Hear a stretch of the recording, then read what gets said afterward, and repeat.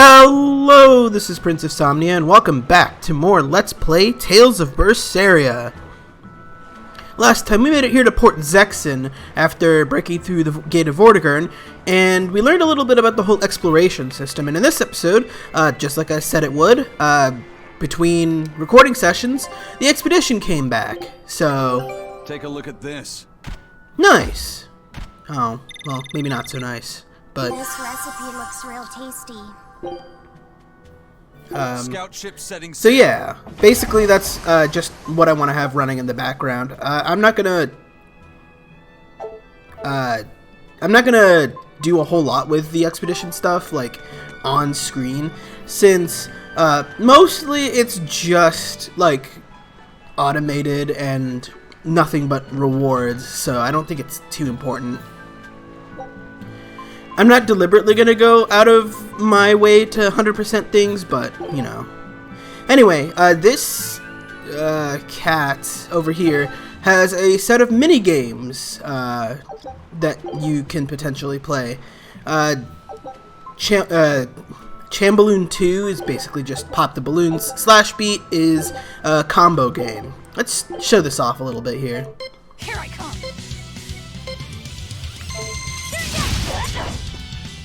Oh no, I'm bad. Come on, really? Anyway, this one is a combo game where basically the entire game is just hitting it with a bunch of combos as much as possible.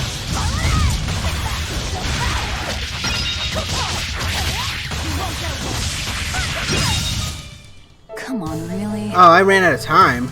Oops. Let me try that again and try and show off Velvet's limit break.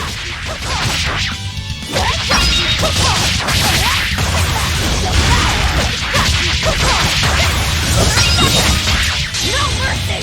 Wounds I won't see! Come on, really? There we go. I probably didn't do very well. Yeah, I only got C+. It gets easier the later you go when you get better moves, but there we go. We also got a set of accessories called the Water Norman hat and the Water Norman clothes, but since we don't actually know what the hell a Norman is, and I don't feel like spoiling that yet, I'll leave that alone. And also, it's a really stupid looking costume anyway.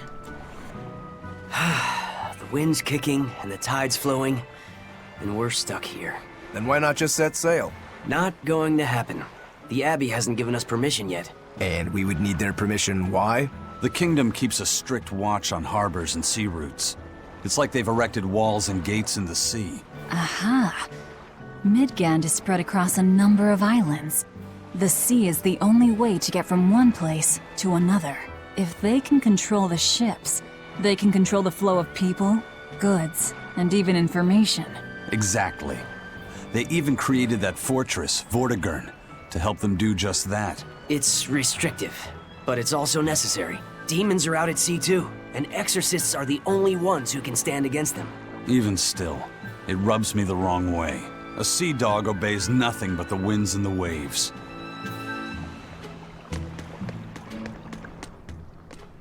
I was gonna say something, but now I forget what.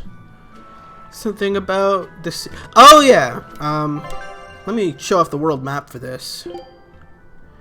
So, you can see here we're on like the little island continent called called Midgand, but the kingdom as a whole itself is Midgand, which is, I mean, it's a little confusing, but yeah. Like this up here, that's Northgand. This down here is Midgand. I think this is also Midgand. I'm not entirely certain about that.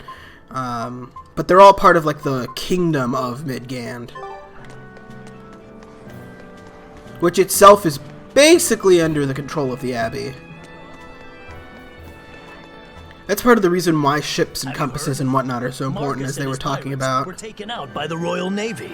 So, they even got Marcus's crew now. Of the 4 pirate kings who terrorized Midgand, only Ifrit and his crew remain. Aren't the seas still swarming with pirates? Only small fry that rob small civilian ships on the sly. But the only pirates left that can pick a fight with the Royal Navy and win are Ifried and his crew. In other words, the only ship left that's truly free is the Von Eltia. For a merchant, you really seem to like these pirates. He may be crooked, but money's not all he's after. If profit was his only desire, he could have made more by selling us out. But that'd be too boring, don't you think? The fun's in making a killing by breaking the rules. You're a funny guy.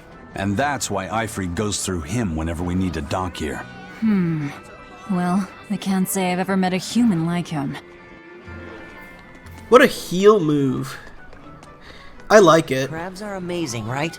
Oh yeah! They're delicious, boiled or grilled. Even their innards are yummy. And 5 sets of legs, that's so many! That's all true. But what really makes them amazing is their miraculous ability to regenerate. They can detach their own legs when a predator attacks, which lets them get away. It's called autotomy.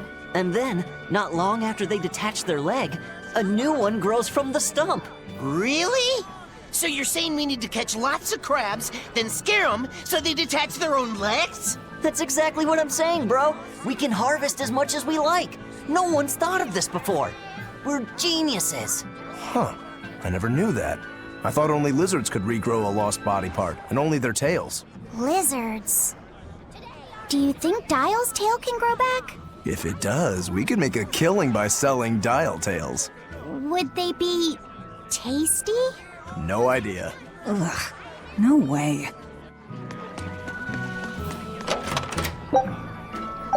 Ooh, another Denor bottle. Nice. I guess it's kind of weird to think about Dial growing another tail, but, well, here we are. We can't go through the exit that was just in front of us because it's being guarded by exorcists or town guards or whatever, but we can go this way where the inn is. Now, I don't think I've actually shown off the inn in this game yet, so let's take a look. So we could spend the night here.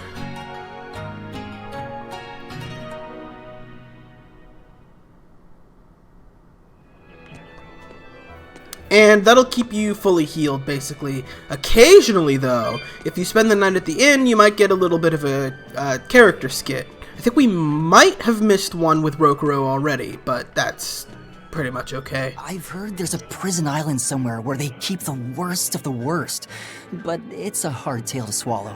It's true.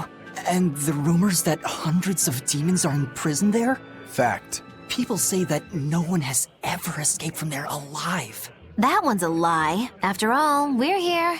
Wait, you don't mean... Keep your mouth shut. Otherwise, you'll fare worse than anyone on that island. Yes, sir. I didn't hear a thing. Wow, I can't believe we just said that. And we wonder why we get caught so often. See, we've also got an item shop. Ooh, calcite equipment. We haven't upgraded stuff for a long time, actually. So it might be a good chance to do so. You can see here, Eisen's equipped with something resembling a wristlet. And we could give him a calcite bracelet, but I don't like the reduction in attack power, so probably not. But, let's see. Oh, and we can also buy Denor bottles now.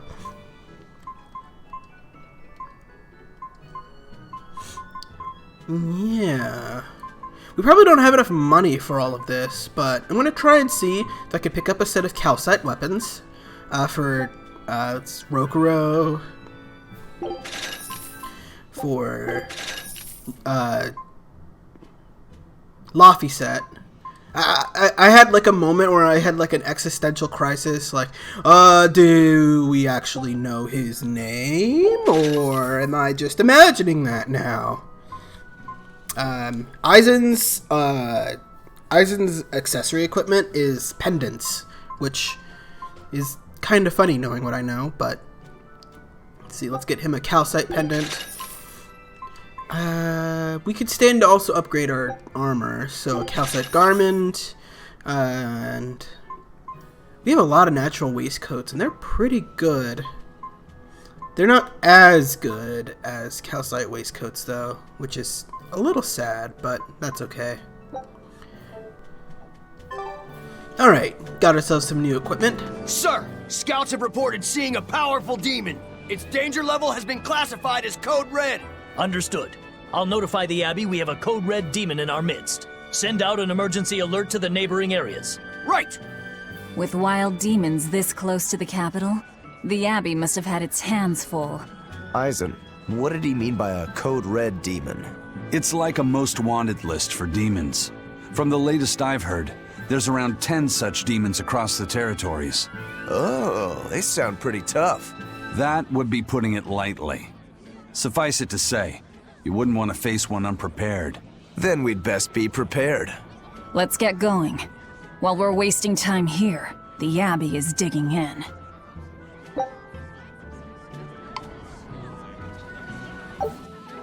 So yeah, like they were saying, we've got a character skit, but also, Code Red demons, they're basically like, anywhere from mini-bosses to super bosses kind of just chilling in the world. They're usually harder on average than, what you would find normally, but they're not usually too bad as long as you're appropriately leveled and prepared. You said you heard about Ifrit on the prison island, right? I heard an exorcist legate named Melchior took him away. I don't know anything beyond that. Neither do I. What about you, Magilou? Word is he was taken away about a year ago. Caused quite a stir if I remember right. Everything about him was kept a tight secret. No one even knew what cell he was in. Ifrit is an ordinary human, right? Yeah. He doesn't have the abilities of an exorcist, and he isn't a demon either. Weird. I mean, if they were just trying to bust up his gang, why capture him but leave the crew free? If not his gang, what business does the Abbey have with him then? We've cast our nets wide and can't come up with any explanation. We'll free him, though. His place is on the sea with us. And you're convinced he's still alive? They wouldn't have any problems killing a pirate who caused them trouble. If the Abbey took him alive and for questioning, it means he has something they really want. But he isn't the type to change his ways or bend his knee on anyone's orders. He holds his own tiller. Precisely.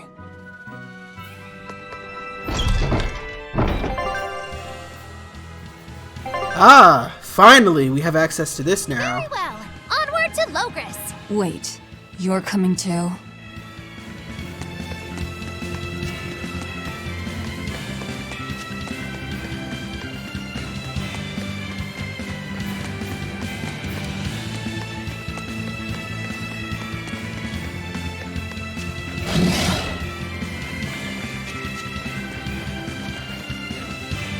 I mentioned before how, in general, I don't find the soundtrack of Berseria to be as good as Asteria's, but there are some tracks that are pretty exceptional, like this one.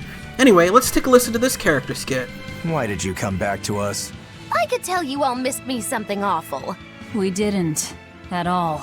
And what about your search for this traitor? He slipped away yet again. I've no clue where he ran off to. You're a witch. Can't you use a spell or something? My spellcraft works kind of like a three-legged race. It simply requires my backstabbing, slippery accomplice. Like a con artist needs an accomplice. I am not a con artist! I'm not going to help you find your traitor, you know. How cold! Such an icy stare could freeze fire! And you don't have anyone else? Well, no. Do you have a home to return to? Nope. Do you know a trade other than magic? Nope. What is it, Laphicet? Magilou's story made my chest feel funny. And my nose is runny. The witch has no friends, no home, and no purpose. I think what you're feeling is pity. Pity? It's when you feel sorrow for someone else. I pity Magilou. Oh, come on!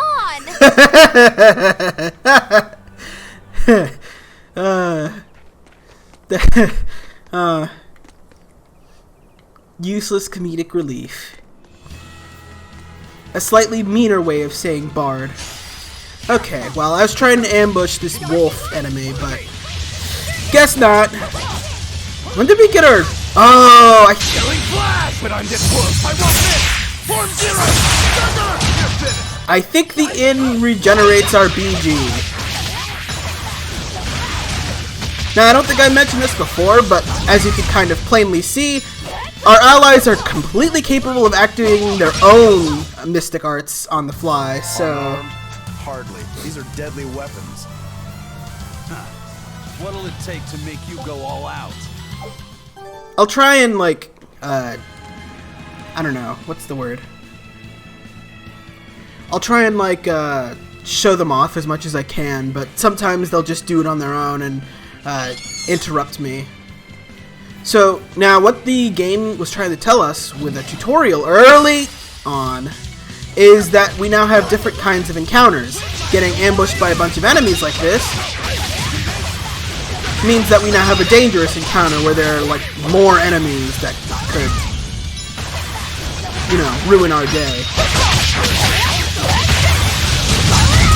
No mercy! Wounds I won't shoot!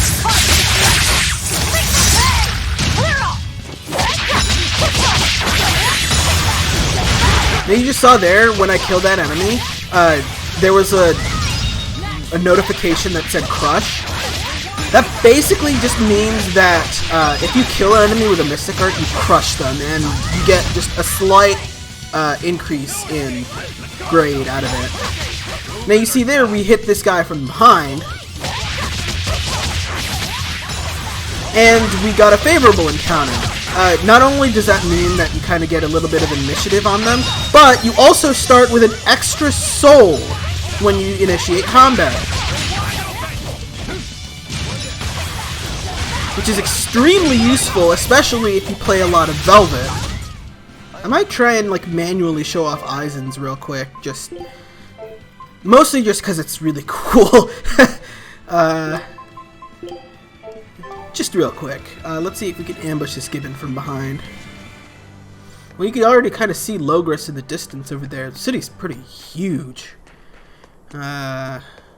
Wow. Those walls. They're so huge. That's Logris, the capital of the Empire. They keep demons out by enclosing the city within a great wall. Humanity has achieved great things on the backs of slave Malakim. Why the surprise, Laphicet? You've been here before, right? I have. But back then, I was not who I am now. I see. Tethered Malakim aren't even allowed the freedom to observe their surroundings. We'll soon lose such freedom ourselves. Huh? We've reached the heart of the Empire, and of the Abbey. Soldiers and exorcists are stationed all around. This is no place for a collection of villains like us. I'm not looking for a place. All I need to find is Artorias. That's it. No escape! Ready to die? Think you can dodge? Just try! Perfect mayhem! That's all, huh? God, that's so cool. And I'm not just saying that because I can make a JoJo reference out of it. If you want to live, get out. This is where I would put my mystic art if I had one. Alright, let's head into Logris. An inspection. They won't inspect everyone. Just act natural. Your face is all stiff. I know.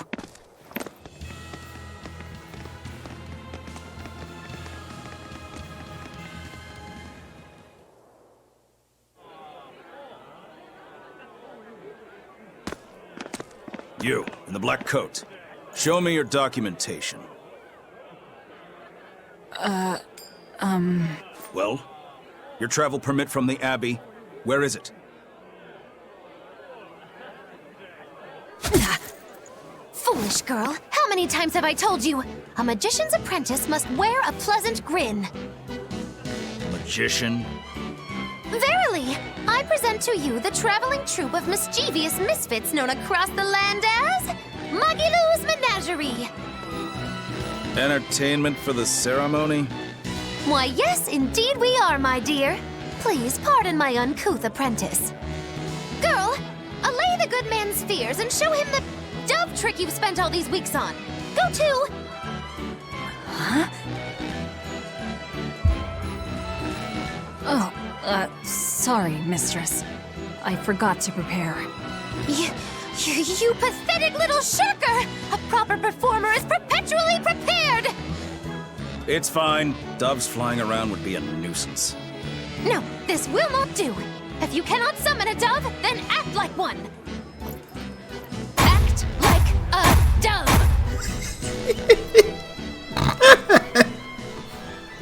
Cool.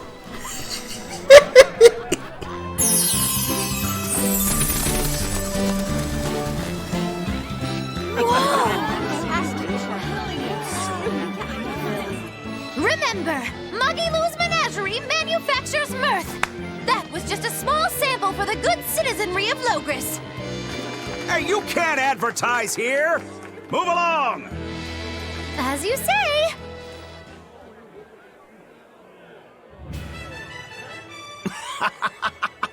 That was a fine ploy, Magilou. Well, don't expect tricks like that every day. Coo. Oh, that murderous gaze! Coo. Those doves were amazing. Just a crude trick. If anything, it just shows the capital's defenses are pathetic. More like it shows how much confidence they have in those defenses. How many soldiers are here, Laphicet? The number of exorcists in the capital? At least 1,000. And 2 divisions of guards. I'd expect no less from the capital. They're not careless. They're covered. We need transit documents.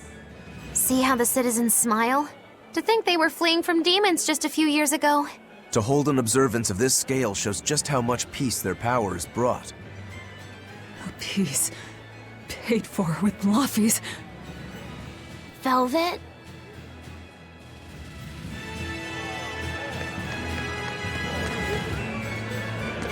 I couldn't help myself. I get a kick out of that cutscene every time I watch it.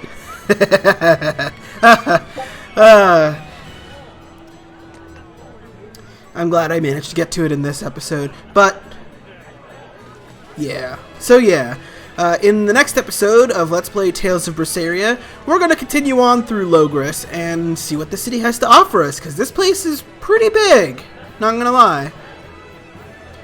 See you guys then!